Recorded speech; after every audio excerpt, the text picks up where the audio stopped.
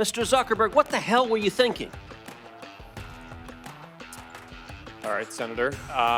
The basic science behind that is that... What's going on, everyone? Welcome to the Behavioral Arts. My name is Spidey and I use my degree in sociology and psychology, my certifications in criminal interrogation and body language analysis, and over 10 years experience as an award-winning mentalist to teach people behavioral analysis and practical psychology on stage and television shows all over the world. Just a few days ago, the US Senate held a hearing all about the safety of children and teens on social media.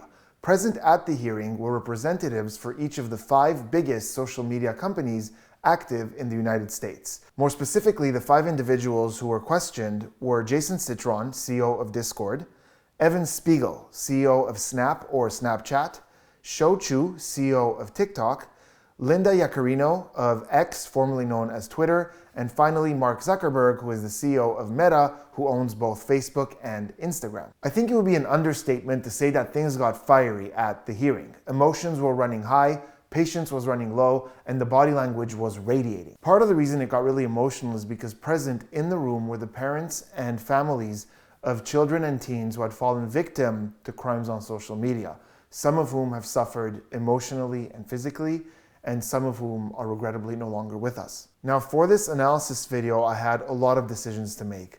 The hearing was 4 hours long. I watched it twice, and you can go to any point in this hearing and I could give you an hour-long analysis on the couple of minutes that you randomly chose. There is so much going on here with the body language, the facial expressions, the word choice, but even just the way questions are being asked and answered from an interrogation or interview standpoint. So instead of trying to cover everything vaguely, I decided to get really selective and chose a few select questions that were going to look at the entirety of the question and the answer, and all these questions focus on one of the individuals who was answering to the Senate, and that individual is Mark Zuckerberg. It seems that throughout the hearing, although they all got a lot of heat, he's the one who got the most heat and the most emotions out of the senators. And I don't know if it's because he's the one who owns the biggest social media company, so as a result, there are more crimes being done on his platforms. I don't know if it's because the Senate is a little bit more satisfied with the policies and practices of some of these other platforms, but it seems like a lot of the tension was directed at him, although nobody was immune. The other thing about Mark Zuckerberg is that historically, he has a very direct way of communicating and rarely deviates from his baseline. It's just answering questions. But in this specific hearing, there were certain moments where we definitely saw some stuff with his nonverbal communication. And I'm really excited to talk about all those things. So all that being said, let's dive right in. Instagram recently announced that it's going to restrict all teenagers from access to eating disorder material, suicidal ideation themed material, self-harm content, and that's fantastic. That's great. What's odd, what I'm trying to understand is why it is that Instagram is only restricting, it's restricting access to sexually explicit content, but only for teens ages 13 to 15. Why not restrict it for 16 and 17-year-olds as well? Senator, my understanding is that we don't allow sexually explicit content on the service for people of any age.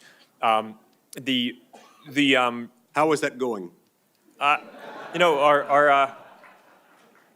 our prevalence metrics suggest that I think it's 99% or so of the content that we remove we're able to identify automatically using AI systems. So I think that our efforts in this, while they're not perfect, I think are industry leading. The other thing that you asked about was self-harm content, which is what we recently restricted. I think the state of the science is shifting a bit. Previously, we believed that when people were thinking about self-harm, it was important for them to be able to express that and get support. And now more of the thinking in the field is that it's just better to not show that content at all, which is why we recently moved to restrict that from showing up for those teens at all. Okay, so believe it or not, this was actually one of the most positive exchanges between a senator and one of the CEOs. And it's a really good opportunity to see some of Mark Zuckerberg's baseline behaviors. Now, baseline behaviors are a set of behaviors that we observe on someone given a specific interaction. And we want to establish that, we want to know what that looks like, and later see when he deviates from those behaviors to see what might be going on with what he's thinking or how he's feeling. So let's talk about those behaviors. You'll notice that almost every single time he answers anything, he starts his sentence with either senator and then he says the answer, or senator and then he says the answer. Senator, my understanding is that we don't allow sexually explicit content. Senator, I don't know what filing you're talking about. Senator, we support the age-appropriate content standards. Senator, it's a good question. Yes, Senator, I think we report more publicly. Senator, our tools for identifying that kind of content are industry-leading. Senator, yes, we default teens into a private account. So this is happening very consistently every time he knows how to tackle an answer, he's got it ready, and he just goes and he starts with that. I also want you to pay attention to his lips. So we saw it a couple of times in that answer where he has this little pattern where the lips thin out, then he very quickly licks his lips, and then his lips thin out again. So it's kind of like that. So thin, lick, thin. And it happened there, and it happens quite frequently in this beginning part, whether he's listening, whether he's answering, and very often just before he answers. And this is very common. Very often when we are speaking publicly, just before we speak, we see a quick lip lick like this because it brings more color to the lips and makes us more presentable. It also corrects stress when we're stressed. So there are a lot of reasons we might see that lip lick, and with him we're seeing it quite frequently. Now this is not unusual for Mark Zuckerberg. I have seen him do this in other recent interviews, and we're seeing it happen here. So it's part of his baseline. It's also part of what we call idiosyncratic behaviors. It seems to happen in other interactions as well. Let's also keep in mind that there's a reason why Mark Zuckerberg's baseline matters a lot.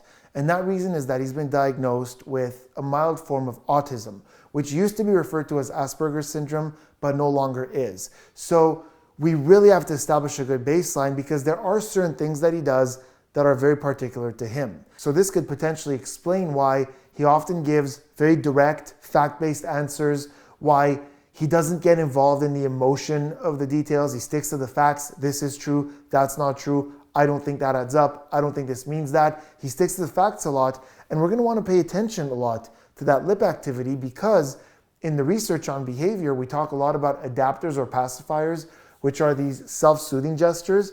But in the autism community, it's referred to as stimming, and it's very common with individuals on the autism spectrum. But I do want you to notice the frequency of it. In this interaction, it happened once or twice, but when he was listening to the senator speak, he had a calmness to him. It wasn't happening very often. There wasn't a whole ton of lip activity. He was just sitting there and listening to the senator who was asking the question. Speaking of the senator and his question, I wonder how many of you noticed that there was a discrepancy in his question.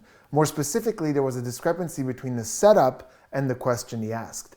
So the setup was all about eating disorders, suicide, and self-harm. So he said that he read that Instagram is going to be blocking all teenagers from accessing anything revolving around those subjects. And he said, and that's fantastic, that's great.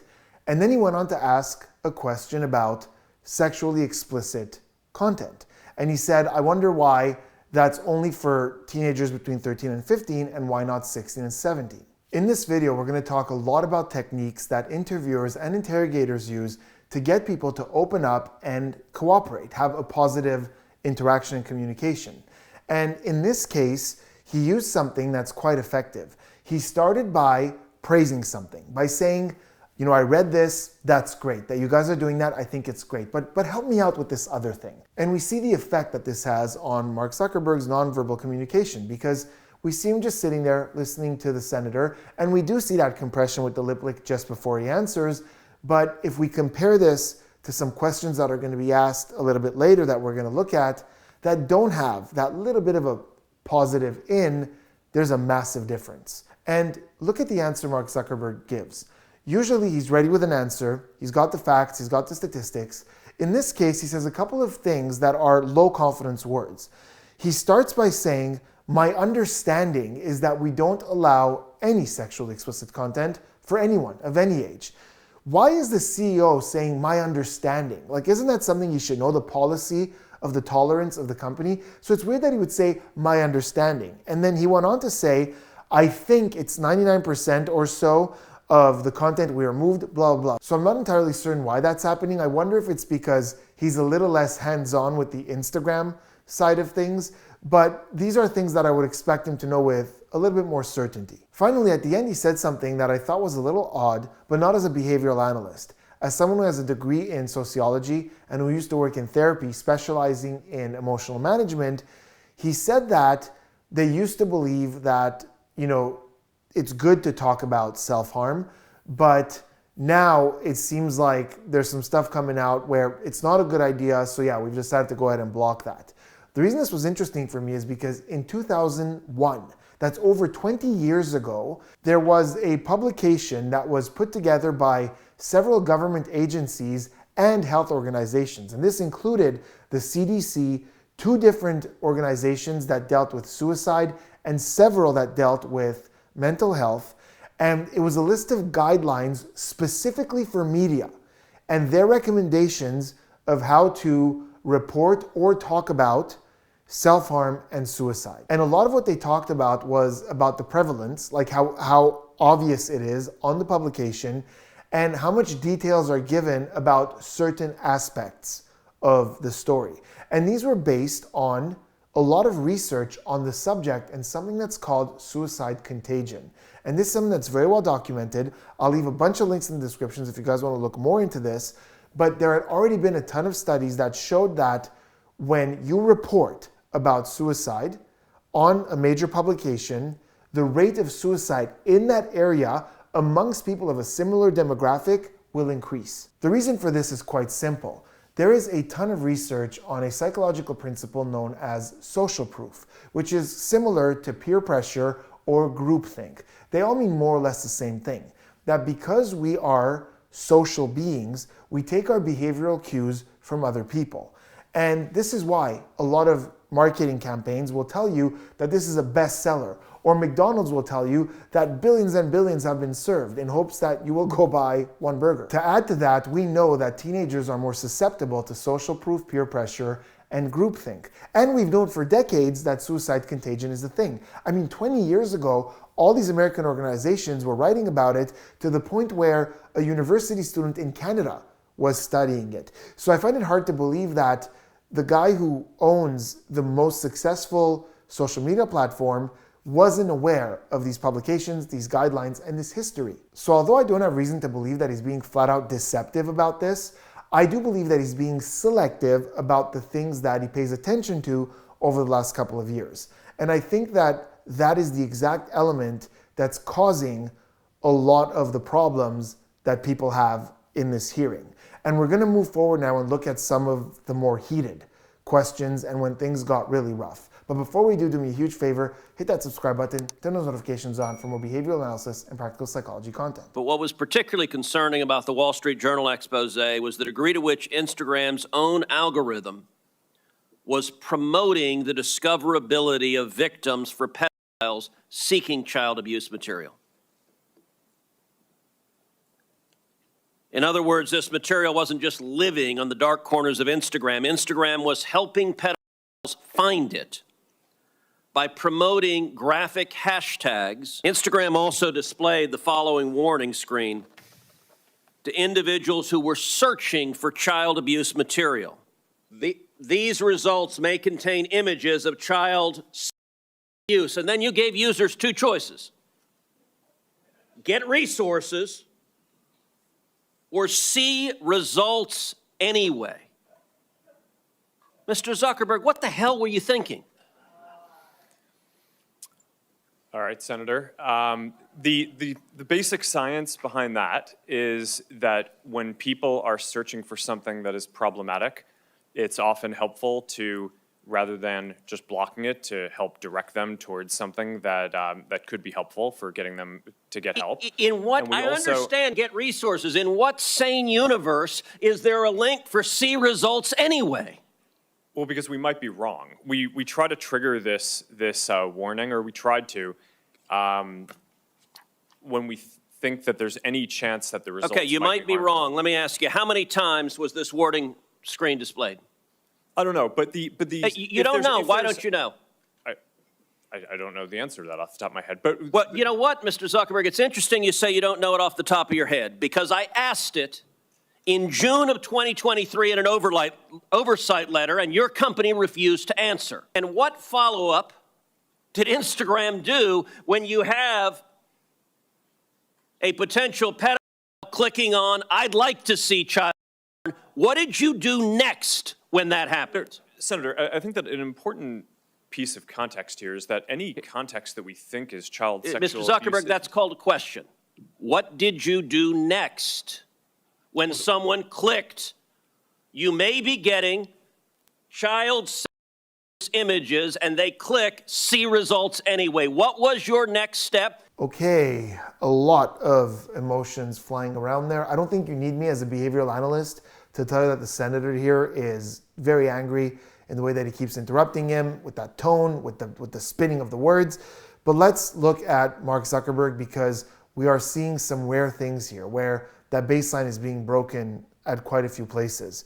So first of all, the question that's being asked is, when someone who's looking for this disgusting type of content searches for it and finds something, this window pops up that says, the following post might contain this kind of stuff. Do you want to get resources to try to report this, to get more information on this kind of problem? Or do you want to see this content anyways? And so he's asking about, like, why would that be there? Why is that option there?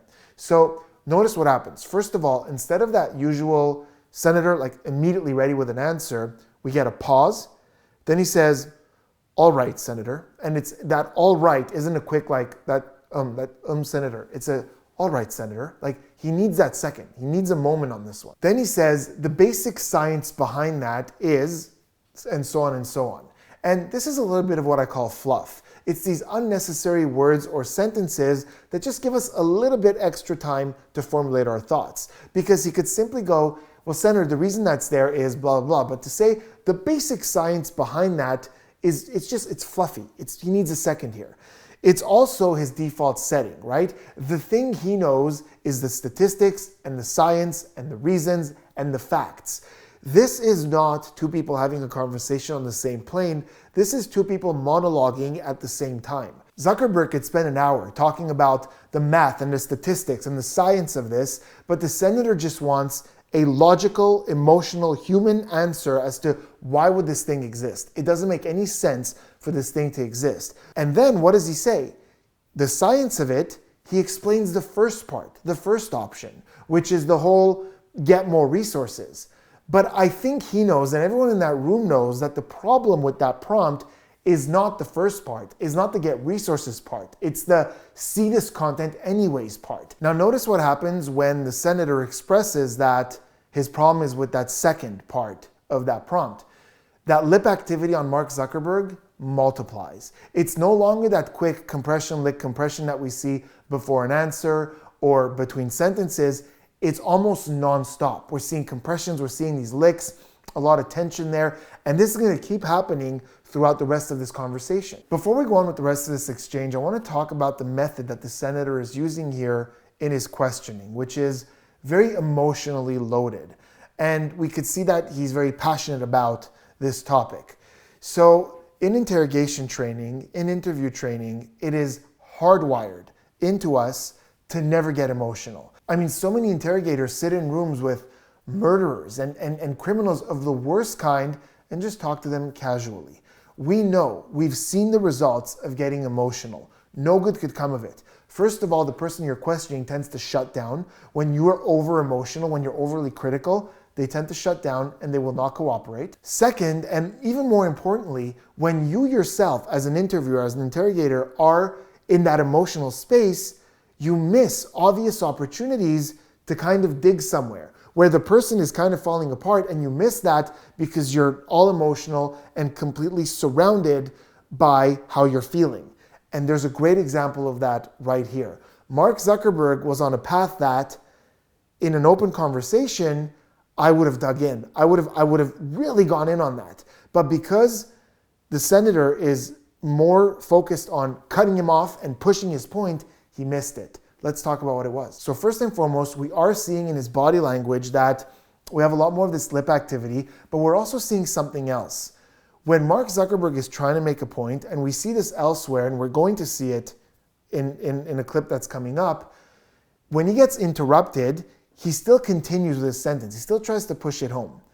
In this case, there were a few opportunities where when he got cut off, especially towards the beginning, when they were talking about that prompt, when he got cut off, he kind of let the senator speak. So with this stressful stuff, with the fact that he wasn't really driving his points home, with the fact that he answered the wrong part of the question, somebody who's being critical and looking at that will know that he's trying to avoid parts of this. Then he says this: we try to trigger this warning when, and his language starts to fall apart, when we think that, and we see him, he's looking down, he's focusing. This is off baseline for him. In most cases, he looks at the person, gives a straight answer, doesn't get too lost in his words, but here he's falling apart a little bit. And he's looking and he's thinking, he's trying to choose his words carefully.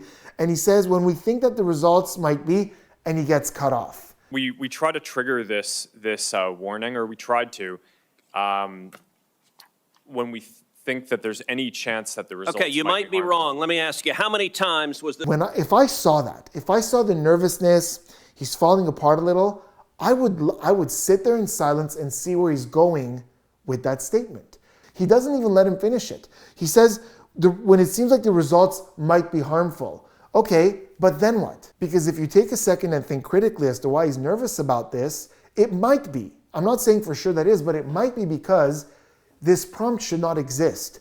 If your algorithm picked something up that you think might be harmful, that content should immediately be blocked until human eyes put their eyes on it and go, oh no, this is to create awareness. It's not actual content of that horrific nature. So this is fine. This could go back up. But because the senator is more focused on just digging into him, he doesn't even take a second to notice that Mark Zuckerberg is uncharacteristically having a hard time here coming up with this answer and struggling with his words a little bit. And when he gets interrupted on that one, he kind of stops talking. It's like, okay, let's see where this goes. And that's not the way he always handles interruptions. But to wrap up the section we just looked at, I think that the senator is obviously entitled to the way he feels about this prompt. To be honest, the prompt doesn't make too much sense to me either. Now, I don't own a multi-billion-dollar social media company. I don't know the reason it was done this way.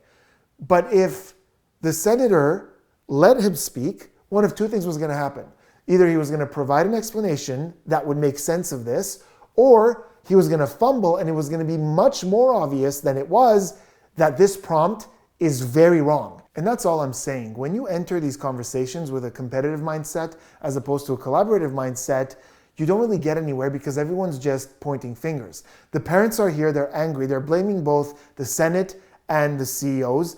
The Senate is just pointing fingers at the CEO, saying it's entirely your fault, you're responsible for this, without thinking about how they could kind of work with them on certain things, as opposed to saying, no, you sign this right now. You have the CEOs who are also being attacked and blame shifting, not giving straight answers, trying to wiggle out of things, trying to shift the blame, and no one's getting anywhere. I mean, look, they were talking about how they're exposing, they're catching, they have systems in place that are catching and reporting predators. And of course they do, because the anonymity of social media might get some of those criminals out of the woodworks, and if they have these systems in place catching these people, they could get them incarcerated. So instead of being competitive, I feel like if everyone approached this with a little bit more of a collaborative approach, the Senate, what could they do? How could they change policy? How could they help? How could they budge a little bit on the things they want? How could the CEOs budge a little bit on what they're doing and work together?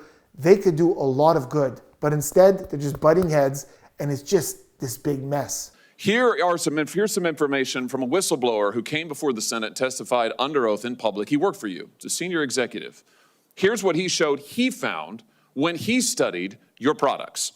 So, for example, this is girls between the ages of 13 and 15 years old. 37% of them reported that they had been exposed to nudity on the platform unwanted in the last 7 days.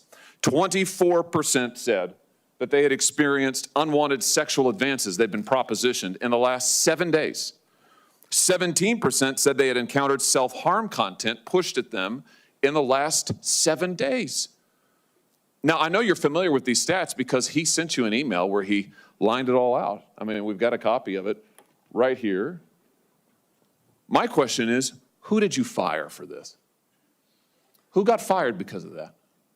Senator, we study all of this because it's important and we want to improve our services. Well, you just told And me I a think second that ago you studied it, but that there was no linkage. Who did you Senator, fire? I said you mischaracterized. the data. 37% of teenage girls between 13 and 15 were exposed to unwanted nudity in a week on Instagram. You knew about it. Who did you fire? Senator, this is why we're building all Who these did you different fire? tools. Senator, I don't think that's. Who did you fire? I'm not going to answer that. Because you didn't fire anybody, right? You didn't take any Senator, significant I don't think action. it's appropriate to talk about like individual It's not appropriate. HR decisions. Do you know who's sitting behind you? You've got families from across the nation whose children are either severely harmed or gone, and you don't think it's appropriate to talk about steps that you took? Don't you think they deserve some compensation for what your platform has done? Help with Senator, counseling services, help with dealing with the issues that your services caused? Our job is to make sure that we build tools to help keep people safe. Are you across going our to platform. compensate them? Senator, our job and what we take seriously is making sure that we build industry-leading tools to find harmful make content, money. take it off the services. To make money. And to build tools that empower parents. So you that didn't help take work any with- action, you didn't That's take not any true, action, you Senator. didn't fire anybody, you haven't not true. compensated a That's single not- victim. that's Let not me what I ask you said. this, let me ask you this. There's families of victims here today. Have you apologized to the victims? Would you like to do so now? Well- They're here, you're on national television. Would you like now to apologize to the victims who have been harmed by your product? Show them the pictures. Would you like to apologize for what you've done to these good people? I'm sorry for everything that you have all gone through. It's terrible. No one should have to go through the things that your families have suffered. And this is why we invest so much and are going to continue doing industry-leading efforts to make sure that no one has to go through the types of things that your families have had to suffer. Okay, so that portion of the hearing has been going viral, and it's easy to see why. A lot of emotions, a lot of obvious headlines, but also a lot of great behaviors. And one really interesting behavior that we saw happened both times that a billboard was placed on that easel. So 2 billboards went up that are not a very positive look for Mark Zuckerberg. The first one had some statistics on it that are just awful. And the second one is a copy of an email that he was sent to discuss these problems. And both times, as those billboards are going up, in the exact same way, he quickly looks down at his table at the same spot, licks his lips really quickly, and we see a hard swallow. Now, I thought that was really interesting that it was happening at that exact moment when they were going up. What's even more interesting is when I went back and looked at the moment Senator Cruz put up his billboard about that prompt, he did the same thing. He looked right down at the table, almost same spot, with that same licking of the lips. Now, this behavior was way too consistent to ignore. That every time those billboards are going up, we're seeing that exact same cluster of behaviors. So at first, the behavior analyst in me was like, wow, that's an obvious tell. We're seeing this in moments of stress, in moments of distancing. But then I thought about it for a second critically and said, is it possible that he has something on his table? Like a list of things that the senators are going to put on display, and that he's just kind of quickly glancing down, even if it has an element of comfort, but just really quickly glancing down to see like, okay, what are they putting up next?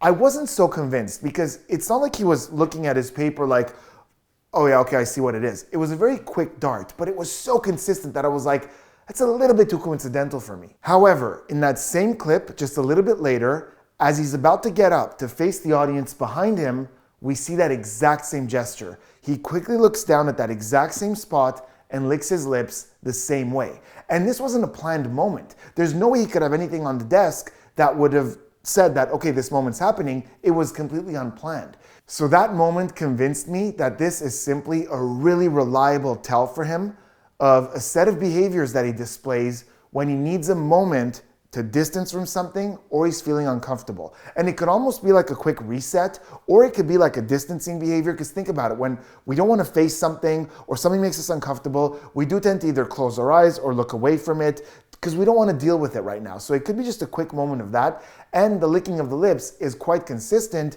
with stress. And this makes a lot of sense if we consider the fact that he is on the autism spectrum. Because autistic individuals will often have patterns that they default to in moments of social discomfort like this. And we might see this kind of thing where they just kind of need a second because they're feeling overwhelmed, and that just gives them a moment of pause. And I think that's exactly what this is. Then the big moment where the senator asks if he would like to apologize to the parents who are present. And the first thing that we see is a very visible hand shrug.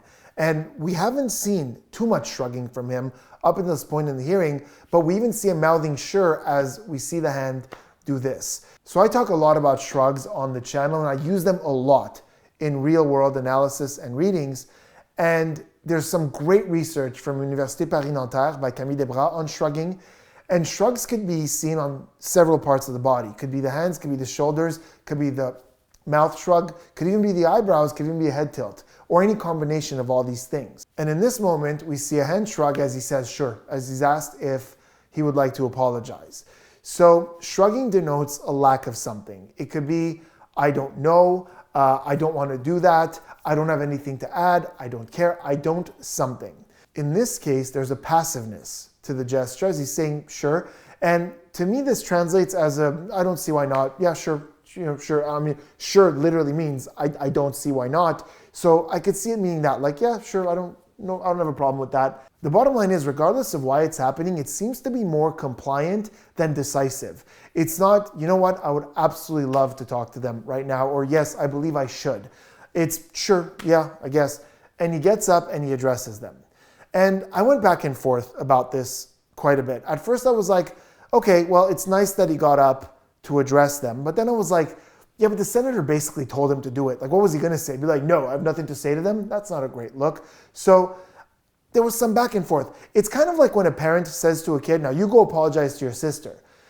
You get points for actually going through with it, as opposed to saying no. But it's not the epitome of an authentic, willing apology. Like, yeah, I absolutely need to do that. You know, thanks for the opportunity or something like that. Now, again, remember that Mark Zuckerberg has been diagnosed with a mild form of autism. So this is going to affect the way he can empathize or feel emotional in a moment like this, especially one that's so overwhelming. You can't really measure everyone with that same standard and expect the same amount of empathy out of everyone. So it is important to consider that in this case. Addressing these grieving individuals might be very overstimulating and overwhelming for him, so that might explain a lot of this. Listen, there's going to be all kinds of feelings about this. People are going to go, he said what he had to say, that's all he had to say, and then he turned around and sat down. He's probably feeling super guilty or super socially awkward in that moment.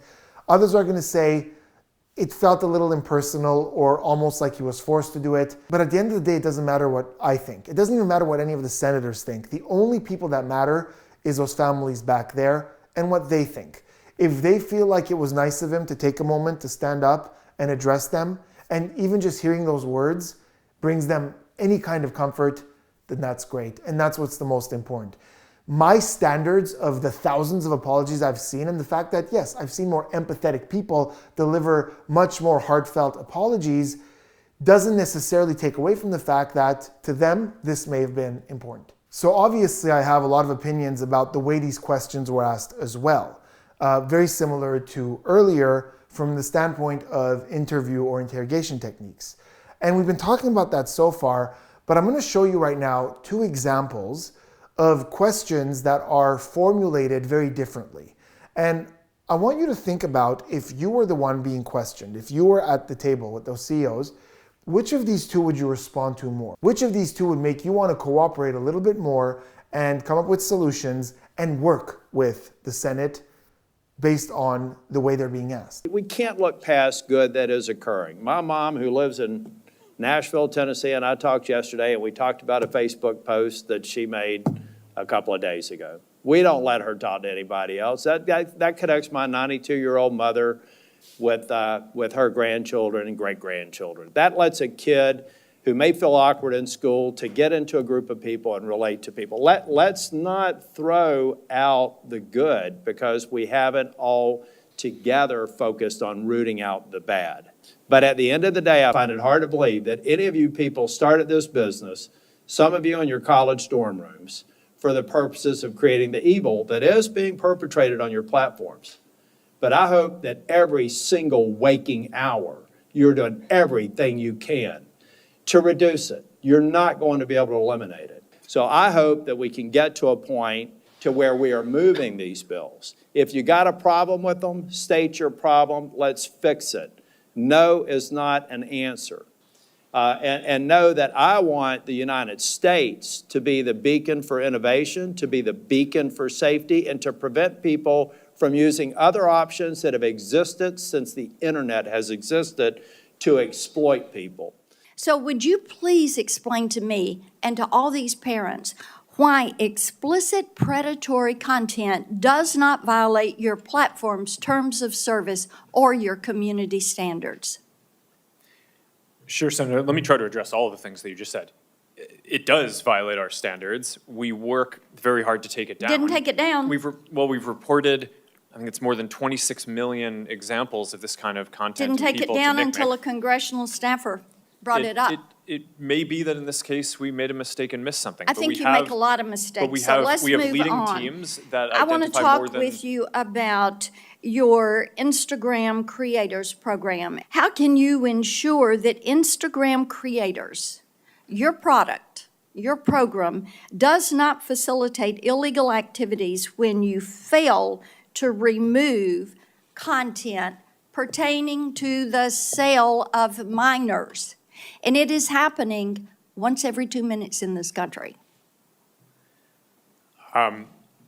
Senator, our tools for identifying that kind of content are industry leading. That doesn't mean we're perfect. There are definitely issues that we have, but we continue to invest a ton in it. Mr. Zuckerberg, yes, there are a lot that is slipping through. It appears that you're trying to be the premier sex trafficking Of course site not, Senator. in this country. Senator, that's ridiculous. No, it Senator, is not ridiculous. You want to turn around and tell these people content on our platforms. And why don't you take it down? We do take it We down. are here discussing. We do We more need work to you take it all down to than- work than- with than- us. than- No, you're not.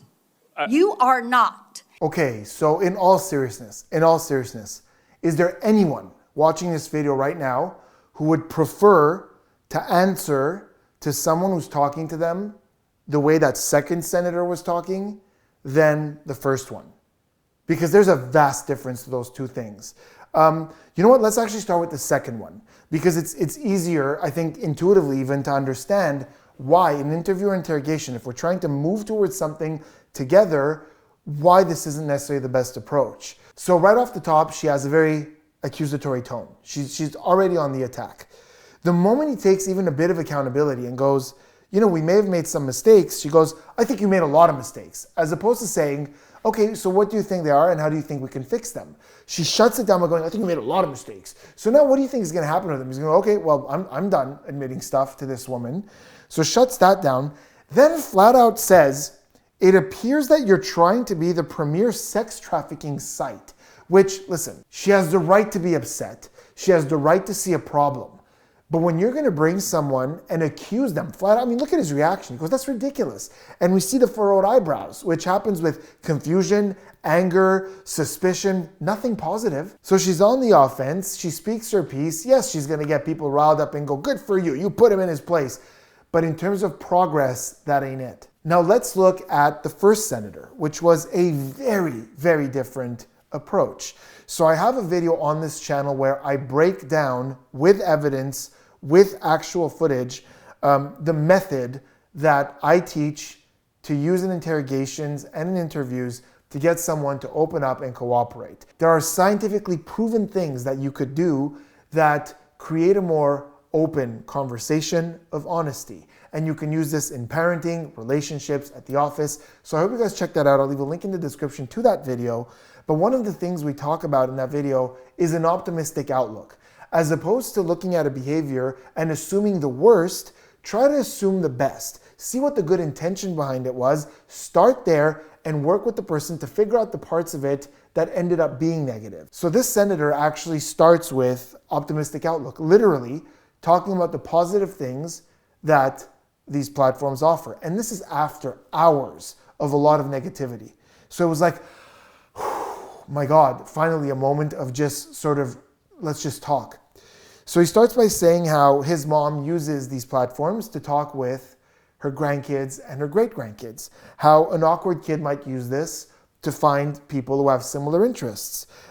He even goes on to say later that I would find it very hard to believe that any of you created these platforms with the intention to have these negative things. It's literally the opposite of what the other woman said. She's saying, you're trying to do this. He's going, I really doubt you were trying to do this. Then we have realistic goals, right? Whereas a lot of these senators were saying, no, get rid of it, zero tolerance policy, wipe it all. He's going, we won't be able to eliminate it, but let's work together towards reducing it. So that's another one. There's so much. The concept of togetherness, of working together, of not putting the entire blame on the person and saying, let's figure this out together. Help me out here. How can we help each other? How can we figure this out? And then at the end, he gives practical ways to move forward together. He says, if you have a problem with any of these laws that we're trying to create here, voice it. Let us know. Let's work on this together. So I'm sad to report that there was very little of that throughout this hearing.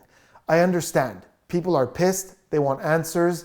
But the other thing that there was so little of in this hearing was actual answers. Because the CEOs felt like they were being attacked, they were constantly redirecting the questions, giving incomplete answers, shifting this, yes but that, no but that. They were redefining because they were under attack. And the Senate, because they were super emotional, super pissed about these things, they were on the attack and constantly not even letting them answer, shutting down answers, so no progress was being made at all. This was actually such a terrific example of what not to do when you're trying to work with someone to get answers and move forward positively. If you let those emotions come in, and again, I'm not invalidating any of the emotions, you're allowed to be angry, but we're constantly taught in interrogation and interview, you don't bring those emotions with you. I think that if more of the senators chose the approach that the senator, we just heard, Senator Tillis took, of being more taking some of that blame, saying, tell us how we can help, how can we fix this, let's work together, there would have been a lot more progress. And even after the hearing, there would continue to be a lot more progress. Or at the very least, we would look at it from the outside and go, oh no, hold on. The senators are being very fair here, they're trying to work together, these CEOs are being unreasonable. Because if they were all more open and optimistic, and the CEOs were still closed and refusing and redirecting things, then we'd be like, yeah, no, I'm totally with the senators on this one. So ultimately, I think it all comes down to this. There were definitely moments here where Mark Zuckerberg was getting stressed about stuff. But because we were so focused on keep ramming into him, we didn't take those opportunities to say, okay, there's something going on here, let's talk about it. So you do see a problem with this. How do you think we can work on this to fix that? I appreciate that. What else do you think you can do? So that's what I think. I think that there's a problem here that absolutely needs to be fixed. And that there are a lot of people who could come together to actually work on these problems. And maybe even accelerate how many criminals are caught because of social media. But let me know in the comments what you think, what you thought about the communications here and some of these topics. And let's keep the conversation going because it's so important. And also, quite importantly, talk about this to people you know who have teens or children at home, because in the hearing they talked about a lot of measures that they have already in place that a lot of parents don't know about, where they can monitor the activity of their children and teens on social media platforms. So let's get that out there. Let's talk about it more. Let's talk about these measures and have a more cooperative approach to reducing these kinds of things, because nobody wants this. So let me know what you thought about all that, and I will see you on the next one.